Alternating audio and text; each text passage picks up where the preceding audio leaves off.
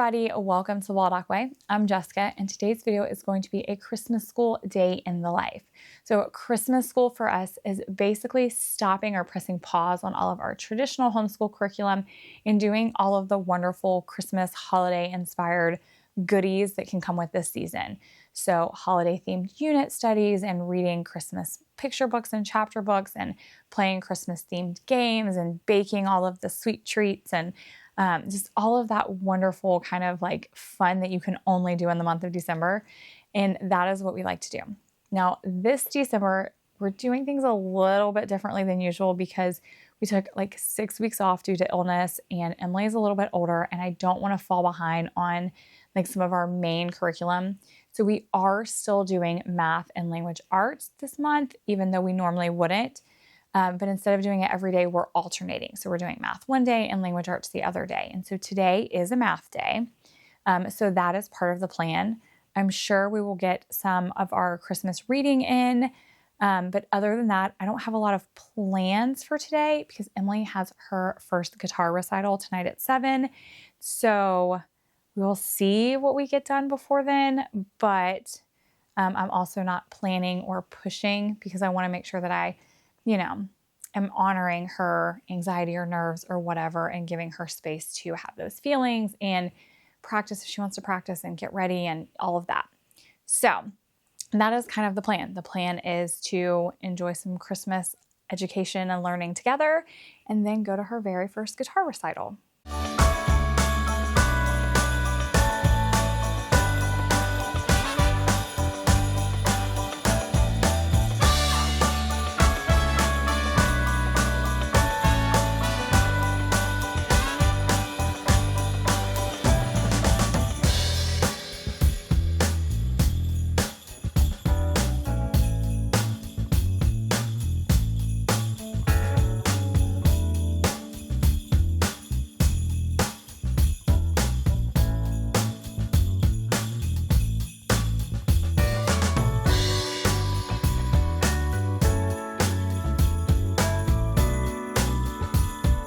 Chapter 5.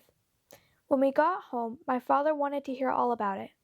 Well, Mother said, just suppose you had never heard the Christmas story and didn't know anything about it, and then somebody told it to you. What would you think? My father looked at her for a minute or two, and then he said, well, I guess I would think it is pretty disgraceful that they couldn't find any room for a pregnant woman except in the stable. Chapter 25, Aviva. I was exhausted by the time I finally got to top the tree with a shiny tin star.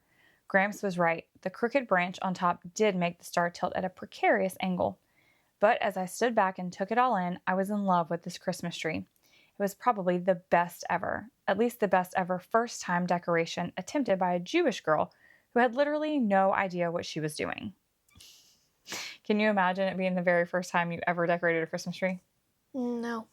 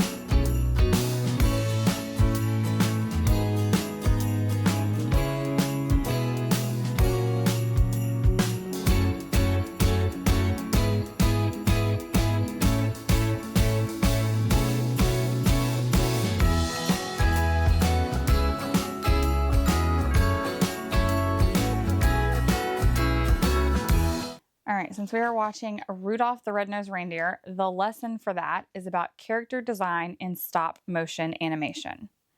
Do you understand what stop motion animation is? Okay. In stop motion animation, every character must be physically built as a puppet before filming even begins. This means design choices from facial features to clothing directly affect how the audience perceives the character. In Rudolph the Red-Nosed Reindeer, each figure's design tells you something about their personality before they even speak.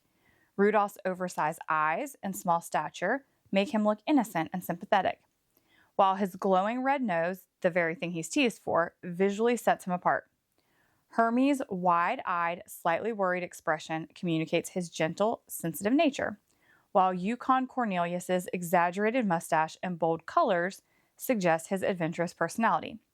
Even the abominable snow monster's shaggy fur and towering size emphasize his initial role as a frightening creature before his eventual transformation into a friendlier figure. The texture of the materials also adds to the world building. Soft felt clothing, hand-painted details, and miniature props give the characters a handcrafted warmth.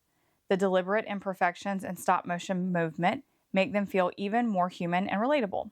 When watching Rudolph the Red-Nosed Reindeer, notice how the characters' appearances influence how you feel about them before they even speak or act. How does Rudolph's nose, Hermes' size, or the Misfit toy's unique features shape your understanding of their place in the story?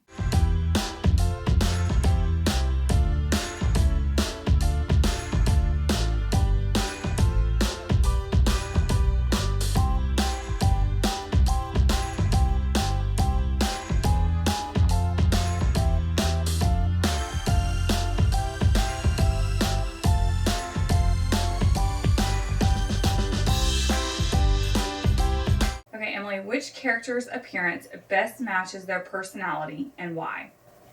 Well, I feel like Hermes' like appearance and design sets him apart from the other elves, as his hobbies do. He wants to be a dentist. He doesn't want to be like the other elves. He has more detail, where all the other elves look almost exactly the same. Yeah, I agree with that. Okay, babe, how might modern animation techniques change the look and feel of these characters? In so many different ways. If you notice, like on all of the backgrounds, there's no detail. Everything is like faded or lacks any color. There's no contrast or anything. So I think it would give it more detail and it'd be a richer movie. The characters, the Abominable Snowman has, I guess, the most work done to give him fur and make him what he is. While the rest of them, the stop animation animals and stuff, they move very, very stop and go. You can tell it's stop animation. And I think if it was done today, they could improve on that so much.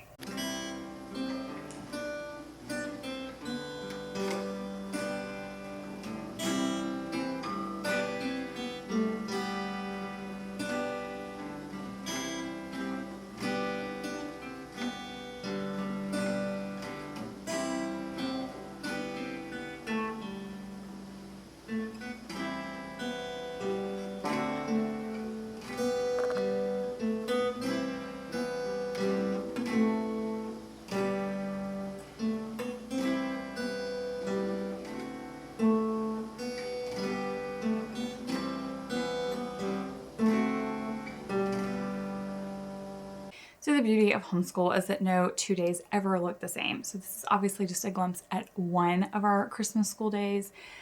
Luckily, we were able to get in all of the things that make Emily happy and fill her bucket. So reading, playing one of her favorite games, baking her favorite cookies, all of the things that were going to bring her peace and joy before doing her recital, which I think she did a fantastic job at.